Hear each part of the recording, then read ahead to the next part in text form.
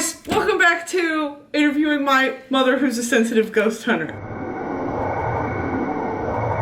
This is, if you guys watch Game of Thrones, you know how they call her Meesa. This is my Meesa. Hey guys, so I realized that I really didn't give my mom a proper introduction. This is not a joke. She is like actually sensitive to a paranormal realm. She's part of multiple committees and like troops that go on actual ghost investigations in southeastern Texas, actually all over Texas. So, yeah, this isn't like a joke. So watch this and keep an open mind.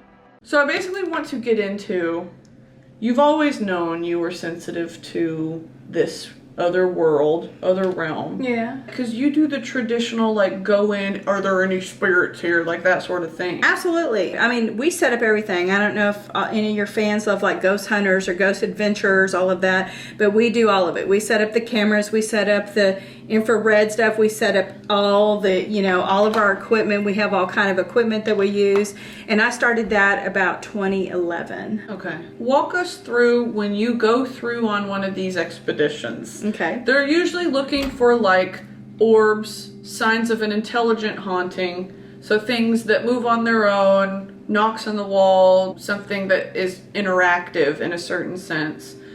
But also there's a process to it where you bless the building, you bless the space. When you leave, you tell anything not to attach itself to you. What happens when you're there? How do you leave? And then also tell us some places that you've been. Cool. So the first thing we always do is we have a historian in the group, which is me, and we always try to locate, you know, the property, what the history of the place was, who used to live there. Once we get like a baseline of that, we like to go in during the day and walk the place during the day. And then we'll come back, set up all of our equipment, and then at nighttime is when we'll start our stuff. We normally like to do investigations from like about 9 p.m. to 3 a.m., which if you don't know, 3 a.m. is the witching hour. Can you explain the witching hour? The witching hour just is, for some reason, the 3 a.m., I don't know where the 3 a.m. comes from, but it's well, yeah, it kind of is a devil. It is. It's the Trinity is such a weird thing in this kind of community. Yes. They always tell you don't be out after 3 because you're up to no good if you are. And it also seems to be the spirits are the same way. So what we like to do first before we do anything is we bless ourselves. Fetch me their soul. We got the crucifix. We've got the holy water. We've got salt, which clears areas. I'm Baptist, but believe me, I have rosary beads. That's very interesting that you subscribe to a certain type of Christianity, but you use a different type. Absolutely. If you want to call Catholicism Christianity to protect yourself. Absolutely. I use anything and everything. Do you think that Baptist is not enough? I think that any prayer you can get in anybody, because this prayer that I keep with me at all times is to St. Michael, and this is more of a Catholicism prayer. Yeah, we don't acknowledge Catholic saints prayer. in Southern Baptist. And he's the protector of evil. So really, when I'm ghost hunting, it has nothing to do with religion, a religious sect, as much as it has to do with who you're praying to, and that's to God to watch out for you, you know. And so then, of course, I go further, and I've got all kind of stones too that'll protect you, obsidian, all kind of. So anything that you can get, I'm all for it. And because you keep it touching your skin. Yes, right? touching your skin. We do the holy water. We do everything because I don't want to bring any of these suckers home. So we were at this old house in Old Town Spring, Texas. I don't know where everybody lives, but this place is super haunted. Lot of stories, ghost stories. There's 3 homes that actually came from the Heights in Houston, and these homes were there in the 1970s when that serial killer lived there. He was called the cross-country serial killer, and supposedly somebody was murdered in one of these homes.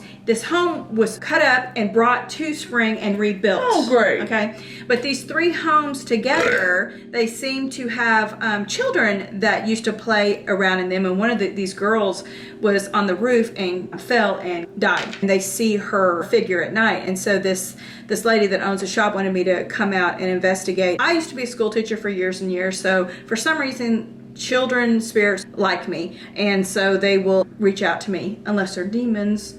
There's a thing about like demonic entities attaching themselves to the spirits of young children or masking themselves as young children to draw us in. I guess the sympathy factor. Absolutely. Same thing with like dolls and all that, where Absolutely. it's like these childlike, youthful things, innocence. They attach themselves to figures of innocence. The house next door reported like in the morning all of their things that they would be selling would be stacked up really tall and like played with, and you could tell she was very playful. It wasn't anything, you know, malevolent. But the bad thing was that when you mess with an old house, if there's any kind of construction or you tear down anything that's their normal pathway, it kind of pisses them off, okay? Or confuses them enough that they're going to reach out to you and be like, what's going on? Why are you messing with me?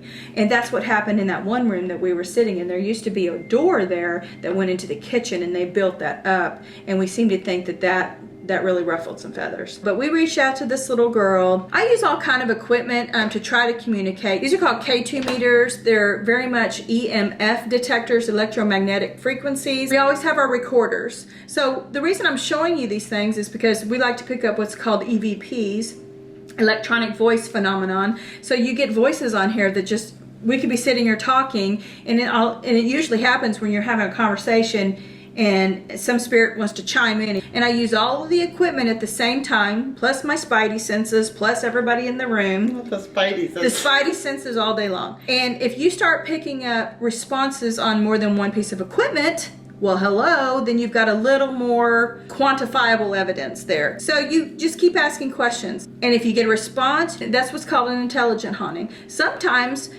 they're not going to respond to you at all because they're in this loop, living the same life, like almost like Groundhog Day, and they don't even know you're there. But we can still find these residual hauntings because that's where you'll see shadow figures that might not ever react with you. To tell you a story of the shadow figure, we were in this old hotel called the Mineral Wells House, and there was a shadow figure in there. He was about 7 foot tall. We saw the shadow in a certain bedroom. That's the only place we saw him. And literally, I'm telling you, it was a figure like almost the size of like what you would think Bigfoot looks like. And it floated across the back wall. There were no shadows. There's no like car lights outside. No, like that. no. And I saw him, another person saw him at the same time, and we kept seeing him all night. But when you would go into that room, all of our equipment would freak out. Or it would shut down. Like it drained our batteries like immediately, and we couldn't do anything about it. It was like he was scared to come out, but you go into his space. You better stop. Turn that shit off. Turn that shit off. You go into his space, and he didn't like it. Wow. In that same house, though, the Mineral Wells house I stayed in, we all went to sleep. It was about 3:34 in the morning. And I remember my couch was right up against the wall of the dining room. And let me tell you what they caught on camera. Oh man, I wish I had it. You can see me sleeping on the couch. About 5 feet away is where Shadow Man is over here in his room with the door closed. I don't know how I slept. I was exhausted. You see the door open to this dining room. I'm sleeping right here, and this door opens up. And I remember waking up, not seeing the door, but hearing people laughing, talking, and china clanking, like like having a dinner party.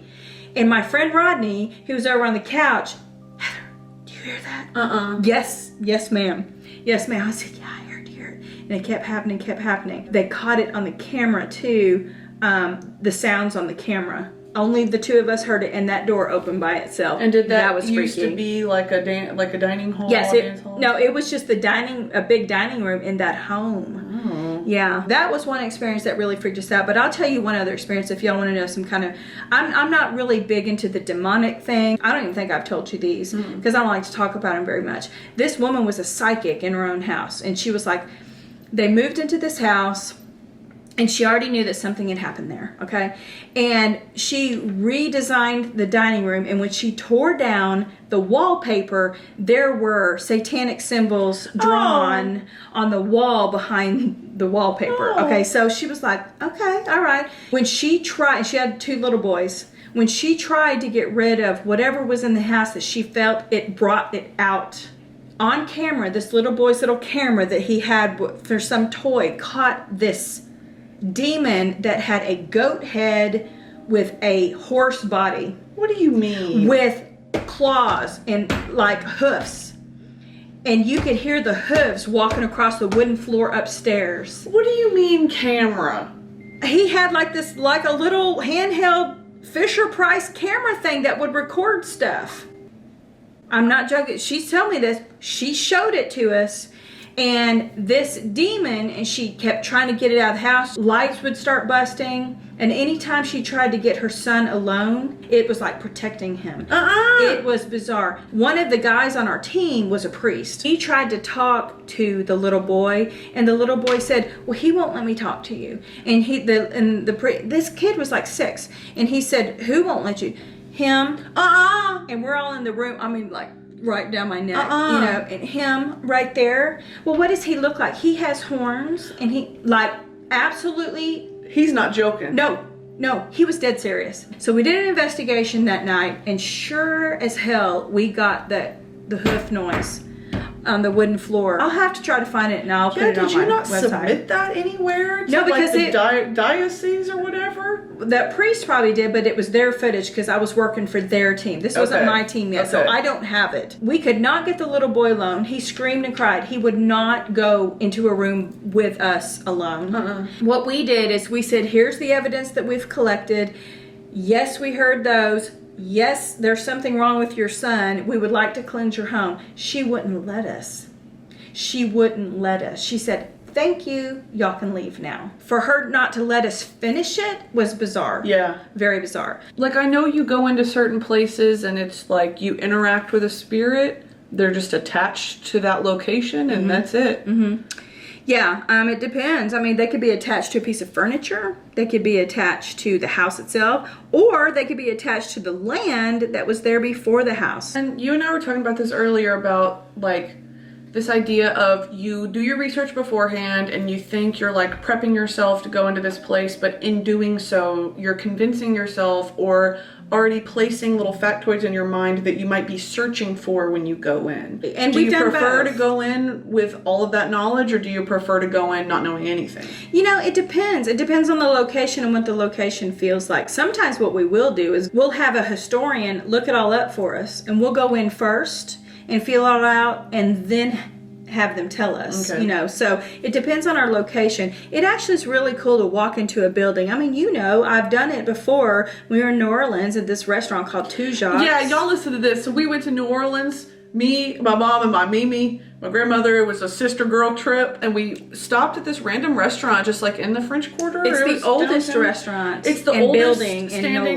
restaurant in, I think, the South. And it was from like the Civil War. And so when you go in the back, it's like some of the original stuff, like original flooring. The original bar. The original wooden bar from like the Civil War. And we went in and we were the only people in there because it was like 4 p.m. and we hadn't eaten all day. So we sat down to eat. And we had ordered, and it was real quiet, and we're sitting there all just with our arms crossed, and then... And I was like, there's a guy standing over in the doorway. Over her shoulder. She wasn't looking. She, like, pointed back here. I said, there's somebody back behind us, and Brittany turned around. No, there's not, Mom. I said, yes, there is. He's standing there. He's a waiter. I said, he's kind of short. He's got black pants on, a white shirt, and he's got, like, the little towel that you think of, you know, a waiter. And Brittany's like, Mom, stop. Just stop. That's freaking me out. I said, no, I'm serious. There really is. He's watching us. And I wasn't trying to scare you. It was a matter of fact. And so we asked, stop looking at me like that. I'm just listening. We asked the people that worked there, and they were like, oh, yeah, he floats around all the time here. And Brittany's like, Mom, what? My butthole did this. Yeah, he's our resident ghost. He's around here all the time. And I was like, there's an old jail in Hallettsville, Texas called the Old County Lavaca Jail. And the sheriff used to live down on the first floor. And we knew he had 2 kids. And we went into supposedly one of the bedrooms where either his family or he stayed. And we sat down on this bed and we had all of our equipment going. And I kept getting in my mind the word Amy, Amy, Amy. And it was like a woman's voice telling me, Amy, Amy, and it wasn't my voice. So we started reaching out, and I was like, is there a little girl here named Amy? And my K2 started going off. It goes from green, yellow, orange, red, and it was just lighting up. So I started asking all these questions. How old are you, Amy? Are you 8? Are you 9? You know, and things started lighting up, and do you like to read? Do you like to play? All of this. We were with another group too, and the guy knew all the history of the old jail. It's from like 1875. And They asked him, we were still sitting on the bed in this bedroom, and I didn't know any of this history yet. And Roger's like, do you know the name of the sheriff's daughter? And he said, oh yeah, it's Amy. Everybody went, no shit. You know, like, I mean, I was like, you know, all this, it seems like, okay, rocks, you're carrying rocks on you to fight the ghosts, but it's also like, when you're there in the moment and all this shit's acting up and you're asking the right questions and it's dark and this, I feel like there's an added element of when you're there with a bunch of other people that are wanting to believe so bad. Well, all maybe your that energies. wills it. Yeah, it's all a your lot energies. of energy. I have never seen a full apparition. I've seen mist in the shape. I've seen dark shadows, tons of orbs, which a lot of those can be explained to be dust, bugs, water droplets. Some cannot be explained, and absolutely have heard disembodied voices. Once we're done, you know, we kind of bless the place. We bless ourselves. You know, I do this because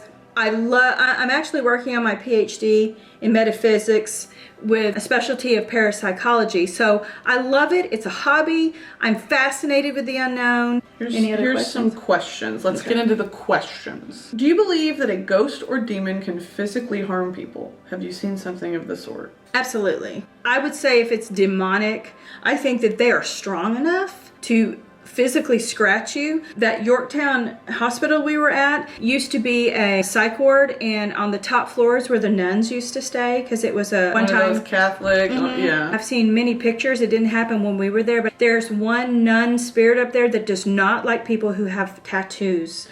And if she sees anybody with a tattoo, you get scratched or choked. Like, and I've seen finger marks and I've seen scratches on arms. Well, and your friend has had like, I mean, I've heard stories of like feeling a cold handprint or being pushed in the center of your back. I have felt like a spirit cross across my legs, that real cold feeling. This person over here was asking this child, this little girl, come sit in my lap. Oh, girl. And my legs were out and I felt this cold. It went right across. It was weird. I mean, this, you know, should not be taken lightly. I mean, you're messing with something that could be very demonic. When I start feeling super uncomfortable, I stop. We haven't even talked about what an elemental is. That's like fairies and no, I'm serious. And the little demon elf She's things. like, the elves in my house are talking to me. I mean, no, they're down there. They're like, you better stop. They're like, rip your ankle open and stuff. And now what's the difference between a piece of dust, a bug, and an orb? Bugs will show, like I've told you before, some kind of wing. It'll be misshapen. In a video, it'll look like it's kind of moving funny. A piece of dust, usually round, but if it's in a video, it goes slow. Dust just kind of floats. Bugs can go faster. An orb usually looks like, you know, like you learn in biology, a cell, like with the cell wall, and it will have like an opaqueness to it with color. Sometimes it's like iridescent. Usually orbs move with purpose and intent, and they will, like going up the stairs. yes, Okay. with intent, like you know they're going somewhere. Do you genuinely believe that it is like if you died during the Civil War on a field and then something gets built over that, you are reliving that battle for the end of days in that new house? They're just living a loop. Okay. And that's called a residual haunting. It's just kind of energies that are left over that don't dissipate or don't know what to do. Are there smells? Yes. Attached? Yes. There can be smells. We have walked through cigar That comes and goes? Yes. Or it's just like you're in an old men's club? Comes and goes. That one house, that Mineral Wells house, it was actually, I told you, it was a whorehouse back in the day. So when we were upstairs in one of their rooms, perfume, rose scented perfume, and I wasn't the only one that smelled it. And if y'all ever want to ghost investigate, try this because it's cool. You take your cell phone. You take 2 cell phones. You call the one cell phone and you put the cell phone in a room that you think has any kind of spirit activity, and you leave it there. The rest of our team, there were 7 of us, went outside and we asked questions to this little girl. You are not going to believe what came through. And I am not joking you when I tell you this. We were all cussing and screaming. We didn't know what to do.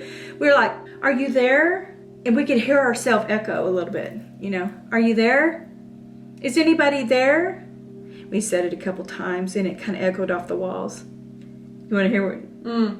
Mommy? I'm not kidding you. 7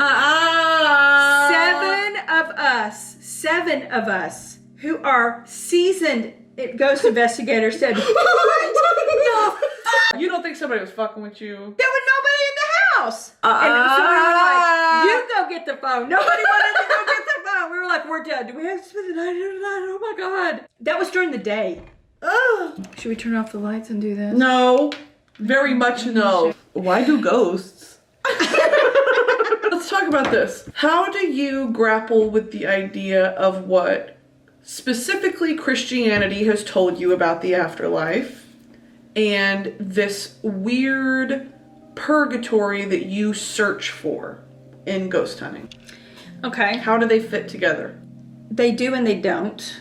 I really do think it's all about, like I said, different dimensions and different realms. There are levels of afterlife where, like right before you die, there's near-death experiences, there's right after death experiences. As far as Christianity is concerned, I mean, to be a ghost hunter, do I think that you have to believe in heaven and hell? It explains a heck of a lot more. If you think about when somebody passes away, that everybody has a soul and what happens to that soul. That explains a little more of when we start searching for maybe those lost souls. I do believe that souls are left on earth for a reason. There might be something that they haven't accomplished yet. Whether it be a good or evil purpose. Whether it be good or bad. Then there's the other side that says, if you're a Christian, why do you believe that once you die, you don't go directly to heaven? Why would you still be here? There's no reason, and I can't really answer that, but I do know that it exists. And where do guardian angels fit? I was going to say, if you believe in angels, then you absolutely have to believe that there's other levels of spirits that are going on. I wear the protection of God while I do this, or I would be scared really bad, you know. Well, thank you, Meesa. You did see back there on the camera a little bit earlier, didn't you? You better stop. I'm What? serious. You better stop. I'm What? serious. Yeah, I saw.